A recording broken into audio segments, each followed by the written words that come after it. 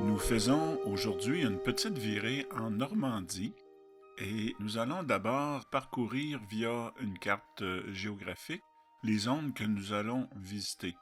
Alors nous nous dirigeons vers le nord de la France, plus précisément en Normandie, pour voir où se trouve le pont de Normandie. Alors voici celui-ci, il enjambe l'estuaire de la Seine et nous le voyons sous différents angles. Alors au nord, le Havre, et au sud, nous avons survolé la région de Honfleur. Nous prenons un peu de l'altitude parce qu'après, nous allons nous diriger vers Étretat, la petite cité d'Étretat, rendue célèbre par Arsène Lupin avec son roman L'Aiguille creuse, scène qui se déroule dans cette région géographique.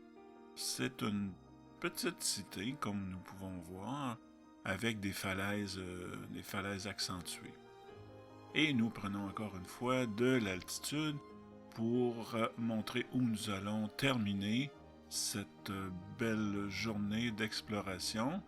Alors, pour nous situer, voici Paris, et nous nous dirigeons à proximité de la forêt de Compiègne, plus précisément notre point de départ qui était la gare de Lemeux, en pas de Calais-Picardie.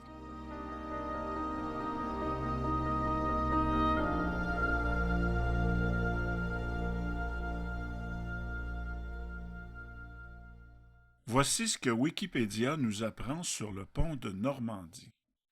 Techniquement, le pont de Normandie est un pont haubané en semi-harpe. Il a été en construction de 1989 jusqu'à son inauguration le 20 janvier 1995. Le pont de Normandie, appelé localement pont de Honfleur, est un pont à haubans enjambant l'estuaire de la Seine et reliant le Havre à Honfleur. La structure, qui est en béton, est d'une longueur totale de 2141 mètres et elle comporte une travée haubanée de 856 mètres de portée, les 624 mètres du centre étant en métal. Les pylônes en béton de cette travée atteignent une hauteur de 215 mètres. Le tablier, d'une largeur de 23 mètres 60, accueille 4 voies pour des véhicules automobiles, 2 pistes cyclables ainsi que 2 voies pour les piétons. Ce pont est à péage, sauf pour les piétons, cyclistes et motocyclistes.